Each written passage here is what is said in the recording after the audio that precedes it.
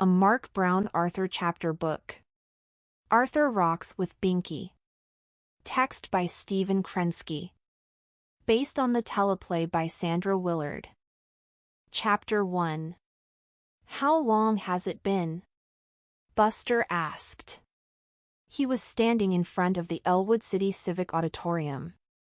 He was not alone. Hundreds and hundreds of people were standing there with him. Among them were the Brain, Prunella, Rubella, Francine, and Francine's mother, Mrs. Frensky. We arrived at 11:05, said the Brain. It's now 1:23. That's 138 minutes. Or in seconds, we get the picture, said Francine. It's been a long time. They were all waiting in line for BINKY tickets to go on sale. BINKY was the hottest rock group to break out in weeks. There were BINKY posters, BINKY butt tons, even BINKY toothbrushes.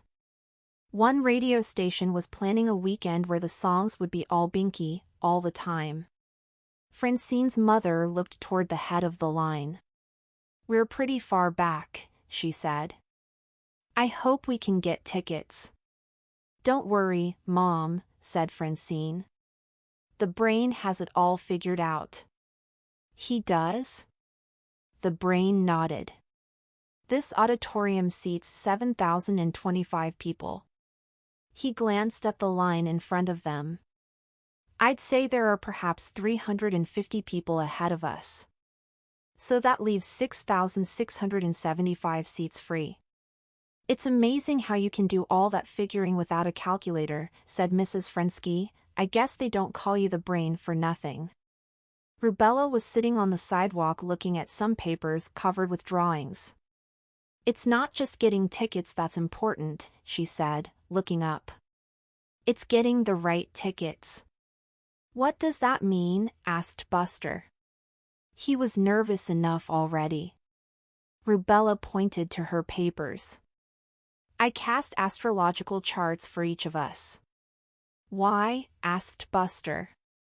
So we'll know where to sit. According to my calculations, we should avoid rows K, 0, and LL. What difference will it make what row we're in? Asked Prunella. Because we want to increase our chances of catching stuff the group may throw into the crowd, said Francine. The Brain looked down at Rubella's drawings. I don't believe there's a scientific basis to support your approach. Rubella just smiled at him. It can't hurt, she said. None of this is going to help Arthur if he doesn't get here soon, said Francine. His mom was supposed to drop him off. She looked at her watch. But that was a while ago. Buster shook his head. He's never going to get good tickets at this rate. Can't we just buy a ticket for him? Asked Prunella. I'm sure he'd pay us back later. Eyes not allowed, said Francine's mother. The newspaper ads were very clear. Because of the great demand for BINKY tickets, only one ticket will be sold per customer. And we can't hold a place for him in line either. Then he's making a big mistake, said Prunella. This is one of the most important events of the century. Rubella did some quick calculations on her chart. Arthur has Neptune in Capricorn, she said. Is that bad? Asked Francine. Rubella nodded. BINKY-wise, he's doomed. Chapter 2. Arthur was not happy. He paced back and forth in the shoe store, dragging his feet on the carpet. Arthur, stop that, said his mother. You're going to wear out your new sneakers before we even get out the door. Arthur turned toward her and folded his arms. Mom, it took me 2 minutes to pick these out 120 seconds. I came. I saw. I bought. He frowned. What is DW's problem? Mrs. Reed sighed. Your sister, she said, can be very particular about things. I heard that, said DW, who was sitting next to a giant pile of shoe boxes. The salesman was wiping his brow while she looked at another pair of sneakers. These glow in the dark, DW explained. That could be very handy. When? Said Arthur. You never know, she insisted. Expect the unexpected, I always say. She looked down. It's so hard to decide. The pink high tops are also nice. Oh, and I don't want to forget the Princess Power moccasins. She poked the salesman. Have I missed anything? The salesman took a deep breath. I think you've tried on everything we have in your size. Come on, DW, said Arthur. Make up your mind. You do have one to make up, don't you? Very funny. DW wriggled her toes. These feel pretty good. She smiled at her big brother. Your problem, Arthur, is that you don't care how you look. Arthur rolled his eyes. DW, they're just sneakers. Oh, and I suppose the bionic bunny cards you were buying last week were just little pieces of cardboard. That was different, said Arthur. The bionic bunny is important. There are collectors all over the country. Some of the cards might be worth a lot of money someday. You need to plan ahead. I always plan ahead, except when I don't, said DW. You took forever then, and I had to wait for you. DW reached for another pair of shoes. So now you can wait for me. It was another 5 minutes before she finally made her choice. After Mrs. Red paid the bill, the salesman managed a small wave goodbye. When they got to the car, Arthur opened the door for his mother. Such a gentleman, she said. DW laughed. He's just trying to save time. Arthur ran around the other side of the car and got in.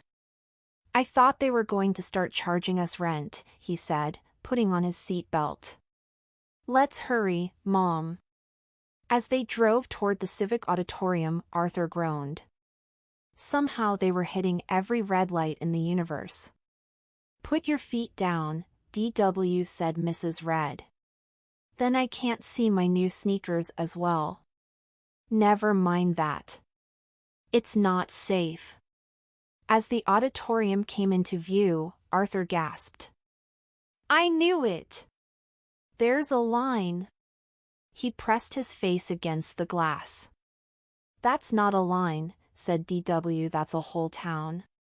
Where's the end of it, anyway? That's what Arthur wanted to know. The line seemed to go on forever. Chapter 3. Later that afternoon, everyone was comparing their BINKY tickets at the Sugar Bowl. Our seats are all in the front section, said Buster. Where's yours, Arthur? Arthur took out his ticket. Row ZZZ. The other kids all exchanged a look. You'll need oxygen up there, said Francine. Do you have binoculars? Said the brain. Or maybe a telescope. Arthur just sighed. Francine looked up at a group photo of BINKY on the wall behind them. Wouldn't it be great to meet BINKY? Said Francine. Not just a handshake, really meet them. We're just kids, said Arthur. They probably wouldn't even notice us. Maybe not by ourselves, said Buster. But what if we were with our parents? After all, they're bigger. They stand out more. Buster was in his living room, serving snacks to Bjorn, Inga, Nero, and Kyra, the members of the group BINKY. Cheese curl, he offered. Thanks, said Kyra. Thanks, Mrs. Baxter repeated. She was taking down every word of this historic moment. How about a picture? Asked Buster. He took out a camera and aimed it at the group. Everyone smiled. Click! Perfect, said Buster. Just perfect. What's perfect? Asked Francine. Having a picture of BINKY taken in your own home. That would be nice, I suppose, said Francine, but I know what I'd like even more. Bjorn, Inga, and Nero were standing outside the civic auditorium. Kyra rushed out to them. My priceless sapphire necklace, she cried. I think it fell in the trash. Call the police, said Bjorn. Call the newspapers, said Inga. Call for room service, said Nero. The others looked at him strangely. Hey, don't blame me, he said. This is Francine's daydream. And look! Here she comes now. They turned to see Mr. Frensky's garbage truck speeding up the street. Francine was standing on top, holding out the sapphire necklace. The truck screeched to a halt in front of the group, and Francine climbed down. I believe you lost this, Francine said to Kyra. My dad found it in the trash and showed it to me. I recognized it right away because you were wearing it last week in that TV interview. Kyra gave her a big hug. Whatever can we do to repay you? She asked. Oh, said Francine, I'm sure we can think of something. Have you ever noticed that groups with 5 members are even more successful than groups with 4? Numbers make a difference, Francine said aloud. They certainly do, the brain agreed. BINKY's manager opened the door to the biggest office in BINKY World headquarters. We're number 1 again, he announced. The brain swiveled in his big leather chair. Yes, yes. Everything is going according to my plan. It's amazing how you figured this out, said BINKY's manager. It was our lucky day when your parents recommended you to me. I mean, I thought we were big before, but your calculations have made us huge. Thank you, said the brain. I can't say it was nothing because, well, actually it was something. And to show our appreciation, we're thinking of renaming the band after you, said the manager. The brain smiled. A band called the Brain. It had a nice ring to it. You all have the strangest smiles on your faces, said Arthur. What are you thinking about? Nothing, said Buster. I's not important, said Francine. Hardly worth mentioning, said the brain. But they kept on smiling anyway. Chapter 4. All the way home, Arthur thought about the upcoming concert. He could tell that his friends were excited about it. He wanted to be excited, too. But with a seat in row ZZZ, excitement seemed as far away as the stage itself. Nobody at home seemed to realize what a disaster was at hand. Arthur's mother was working on tax returns. His father was making noise in the garage. Kate was taking a nap, and DW was watching TV. Arthur could understand about Kate. After all, she was just a baby. But the rest of the family should have been paying attention. This was a crisis. He needed their help. Arthur wandered into the living room and sat down next to DW. It's not fair, he said. She didn't answer. It's not fair, he said again, this time a little louder.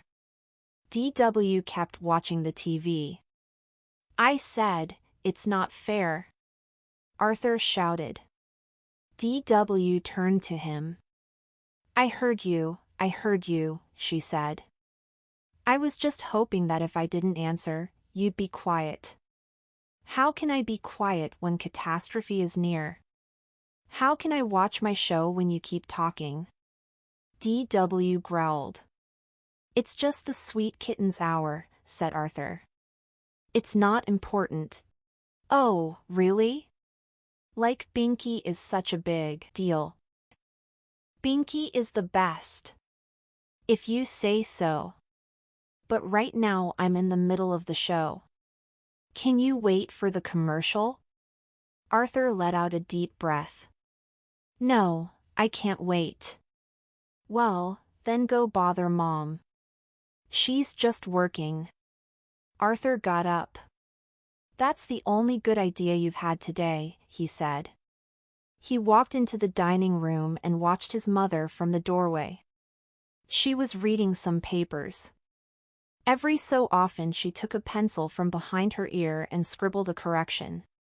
As Arthur watched his mother at work, he was tapped on the shoulder. "Excuse us," said a voice. Arthur couldn't believe his eyes. The members of BINKY were waiting to get past him. "Sorry," he said, moving aside. The group approached his mother. She didn't seem surprised. In fact, she looked like she had been expecting them. "Well," said Mrs. Red, "I have good news and bad news." "What's the good news?" asked Bjorn. She smiled. "BINKY is a very successful group." "And the bad news?" asked Inga. "You owe $1 billion in taxes." Sighing deeply, the group shuffled toward the door, passing Arthur, who was holding out. "Could I have an autograph?" he asked. $1 billion to pay FT unless you've got a "Can I help you with something, honey?" Arthur blinked. His mother was staring at him.